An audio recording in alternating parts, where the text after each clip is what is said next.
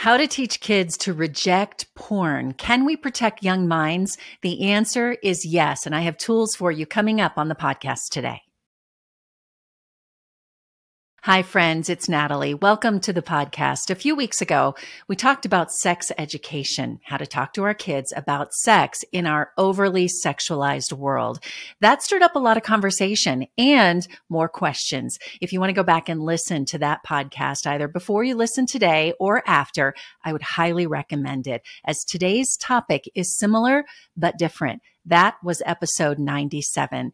Today, we're going to talk about another sensitive topic, but one we absolutely cannot ignore. My goal is to help you with difficult topics, give you resources, give you ideas, and this is information you need. Did you know that by the age of 17, 75% of teenagers say they have viewed pornography?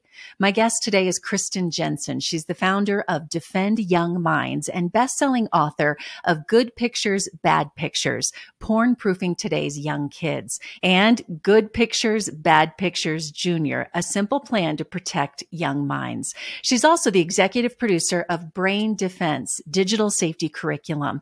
Kristen is a leader in the Safeguard Alliance of the National Center for Sexual Exploitation.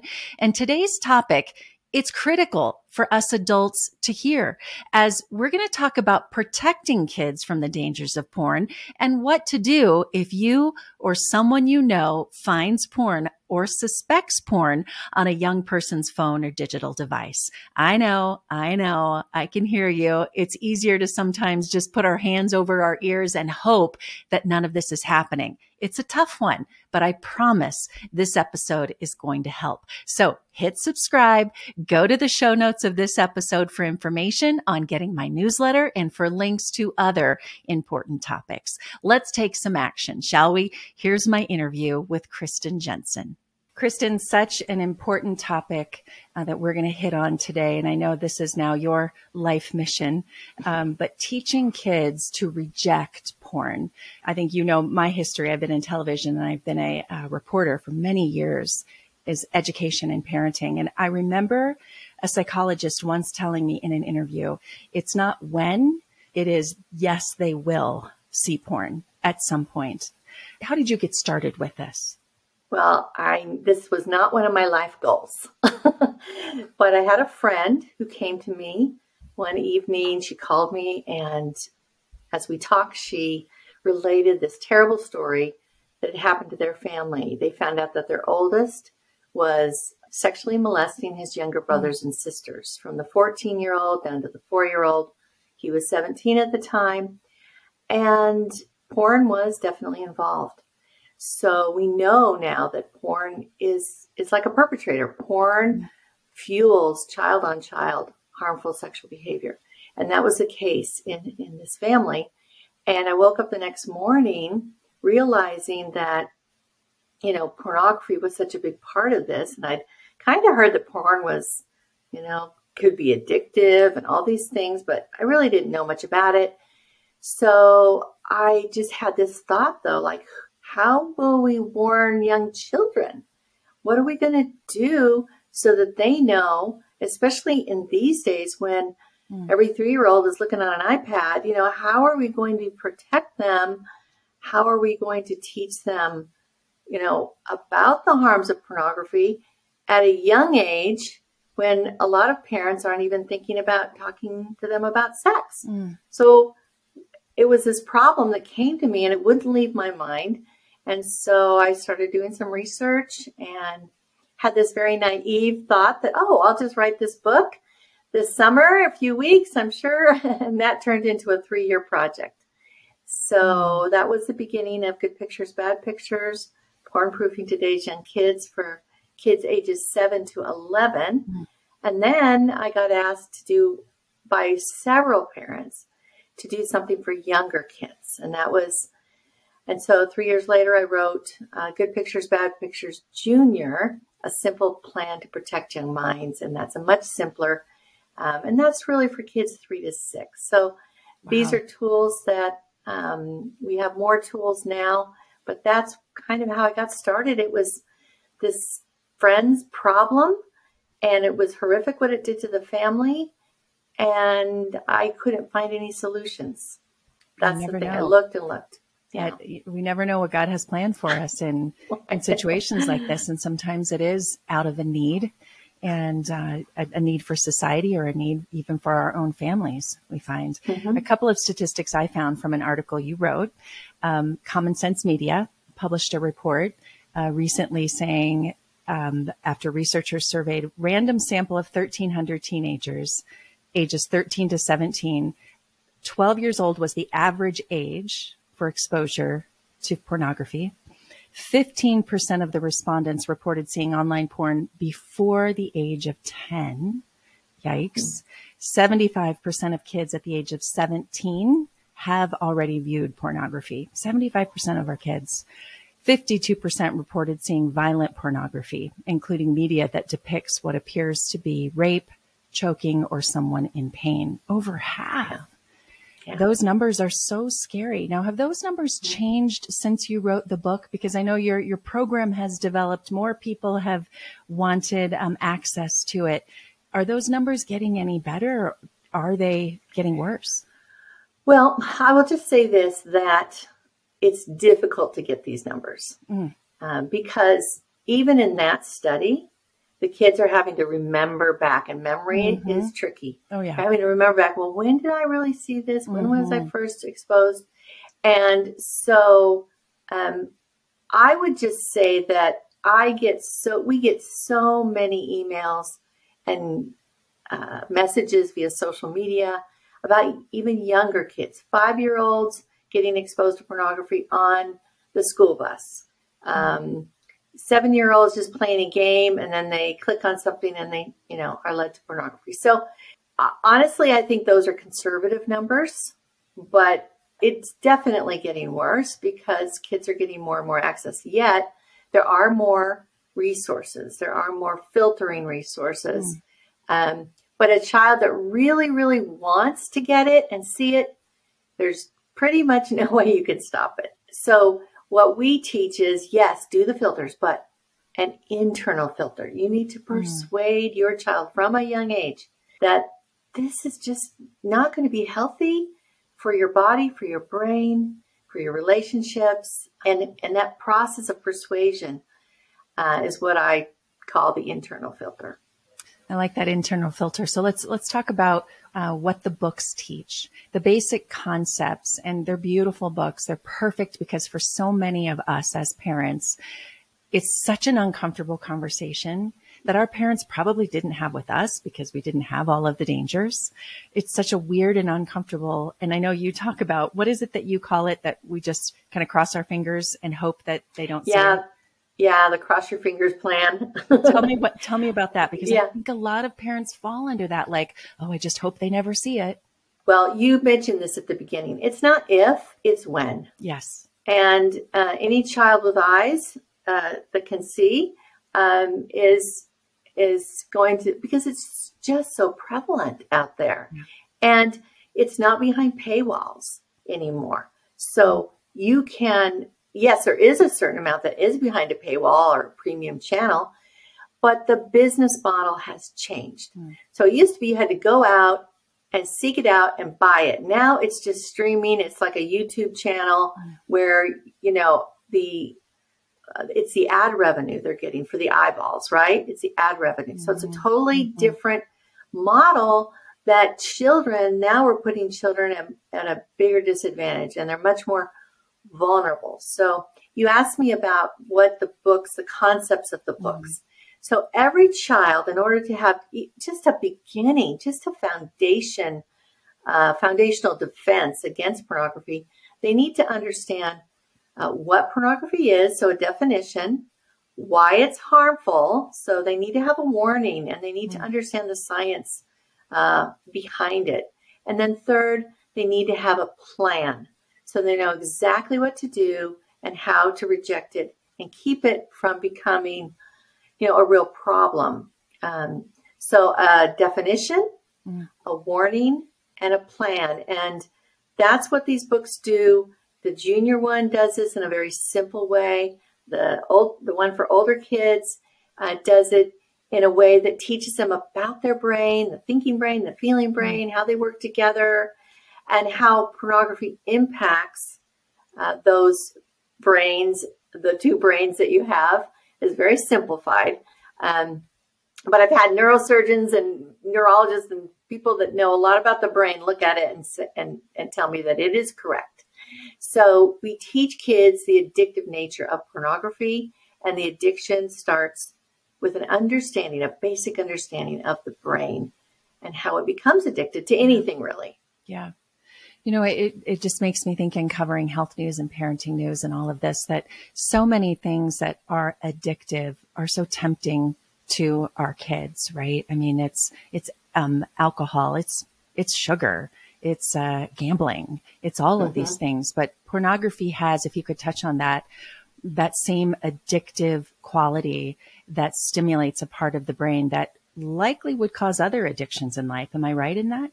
Absolutely. The limbic system in the brain, which houses the reward center, all of this is corrupted by substances, you know, and also by behaviors, experiences.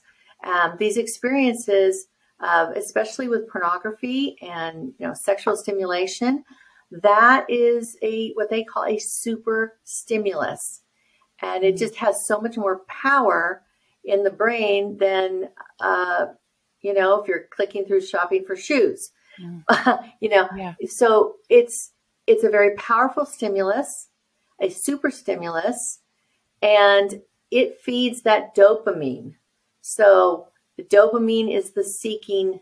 It's what keeps us seeking the thing that we need for survival.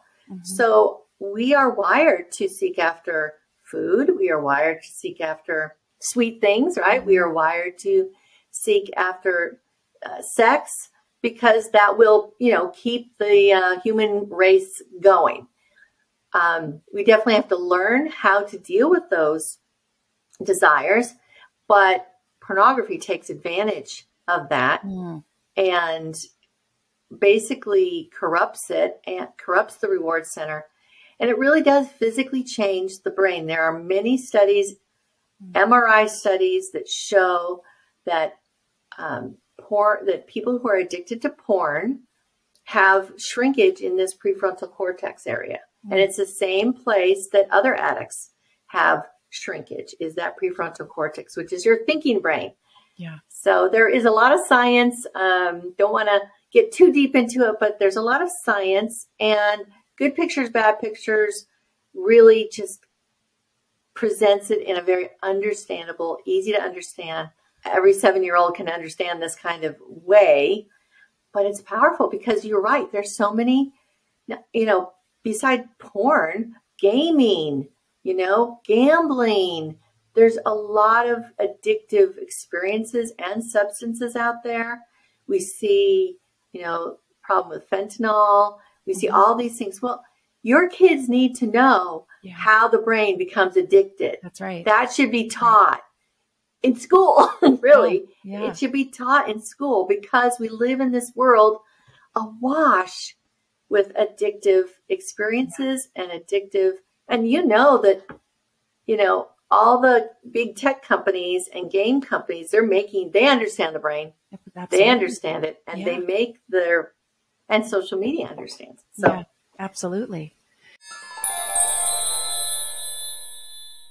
I want to take a minute to tell you about one of the ways I keep my family healthy. I've been a customer of Seeking Health for several years, and I'm constantly amazed by the positive impact their products have had on overall health and well-being. From the very beginning, the team at Seeking Health has been dedicated to helping me build a strong foundation for my health through their focus on optimizing digestion, reducing environmental exposures, and nourishing my body with pure, high-quality supplements.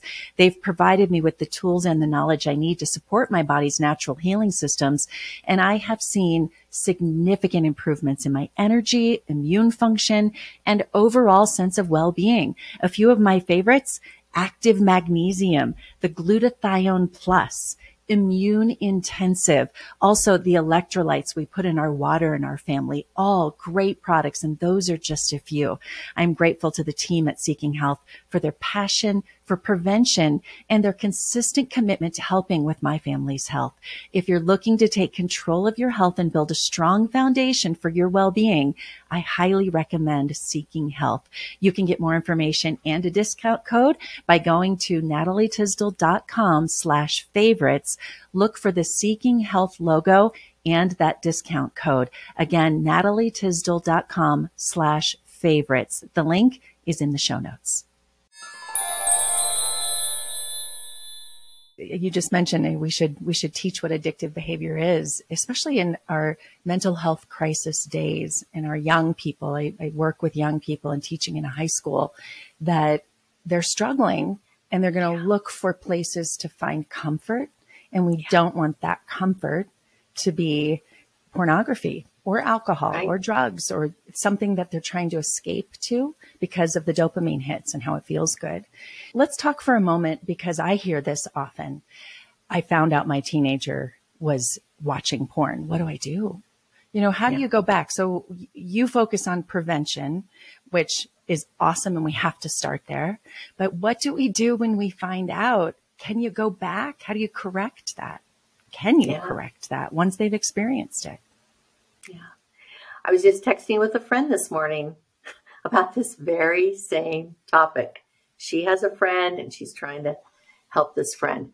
So you can still be working the prevention even with a child that has been looking at porn, because what you're trying to do is prevent a lifelong addiction, something that is going to impact their relationships, cause divorce, maybe even cause them not to want to get married or have a family. That can cause them even problems at work. You know, they can get fired. They can just lose career opportunities and on and on. So there's still a lot you can teach your child. I would say the first thing is go to our website. I know, but we have pulled together, we curated a guide called My Kid Saw Porn, Now What? Perfect. And it's a SMART plan. So parents can go through step by step. We have 5 steps. And then I have a ton of articles in there that are addressing so many questions that parents have. Now, it's not a full-on recovery book, but it really will get you started on the right path. And so I'll tell you the first step, and that is S. So I use SMART, S for stay calm, because we can have all kinds of feelings and fears. We need to not address that with our kids until we have dealt with our own initial, reaction to it. Once we've dealt with our fears and feelings, then we can go to them calmly. And you don't have to do it the same day. You can give yourself 3 days, whatever you need, because it's going to be a long haul. This isn't a sprint. This is a marathon. And so you can wait until you're in the right place mentally and in all other ways to address this with your child. But go get that guide, and it will really definitely help you. And I'll just say this one more thing, and that is, remember that porn is the enemy, not your child, right? Yeah. Your child is still your beautiful, precious child. Yeah. And you don't need to feel like they're damaged goods or that, they're a project to fix. Just continue to love them, build your relationship as much as possible, because it's that relationship that's actually going to allow you to help them and support them as they hopefully choose to leave pornography behind. Yeah. I love this idea that you give of teaching them that filter, and it can be used for pornography or anything else. But, it's a hard thing, especially for young people when something's so tempting. It's like, and some of it's not even tempting from a pleasure standpoint. It's curiosity. Yep. Absolutely. And kids are curious. That's why, I hear sometimes parents will say, but what if I read them your book and then they become curious and then they, well, to be honest, those kids are going to become curious. Yeah. Wouldn't it be better if they knew some information and they knew that they could talk to you about it? Yeah. Much better. So kids are curious, and it would be actually abnormal if a child wasn't curious about naked bodies and sexuality and all that. Yeah. So it's just the pornography. And then this is another thing to teach kids, especially as they get older, because my books are really created like you don't even have to have this beginning of the sex talks to read good pictures, bad pictures. Okay, that was another question I had. What if they don't even know that? So that's right. Mm-hmm. Yes, I don't know how I figured out how to do that. I had a lot of help. But kids are curious. You can expect that they're going to be curious. So much better if you have prepared them and taught them the difference between the kind of sex that is portrayed in pornography and the kind of sex that is portrayed that is real, right? Mm-hmm. That is real. So I have this chart in one of my articles, and we could probably link to this, but it's basically you show your child that real, healthy sex, the ideal is that you love the other person, right? Mm. And that you respect them and you see them as a whole person. And several other things. And it builds your relationship. It strengthens your relationship. Mm. Whereas porn sex is the opposite. It is often violent. It's disrespectful is like an understatement. Mm-hmm. It is so degrading. Mm-hmm. And things that most of your audience might not even be able to imagine. You talked about the study by Common Sense Media. The fact that half the kids said that they had seen violent porn, that is a travesty because their whole sexual template is being robbed. Yeah. Yeah. It's being taken and robbed by porn. And we need to teach them the other side. So not just the mechanics of sex, but, our values around it. Yeah, absolutely. And getting comfortable with the conversation. I know it's hard, parents. Oh my goodness. I know it's hard with 3 kids and 2 in college, but you'll never regret having that open conversation and giving them the gift of understanding in that filter. Absolutely. Yeah. Okay. I know there are people thinking, I need this information. Where can they find you? And aside from the books, you have these guides and you also work with communities and schools and other organizations, right? Right. Yes. So they can find us at defendyoungminds.com, or they can find us on social media at Instagram, Facebook, LinkedIn, Twitter. They can also, and we often get questions and we always answer the questions. So I would encourage your audience to, check us out and see all the great articles we have on defendyoungminds.com. We also got so many requests for a curriculum and for schools, for homeschools, but we were developing this right when COVID hit. We were finishing up. And so we pivoted a little bit and developed an edition of this curriculum. It's called Brain Defense Digital Safety, because we need to teach our kids digital defense skills so they can defend their brains. And it's called Brain Defense Digital Safety, and there's a family edition. And so check that out as well. We have videos about it and everything on our website. Well, we'll put those links in the show notes, make it really easy for people to go and find this information. And Kristen, thanks so much for what you do for our families and our kids, and can't stress enough how important it is. And I'm just grateful that you've taken the time to write these books and to help folks out. Thank you, Natalie. I have so many stories of how when kids are taught this, they know exactly how to act to protect themselves. Let's teach them that filter. Yep. Yep. Thanks again. Take care.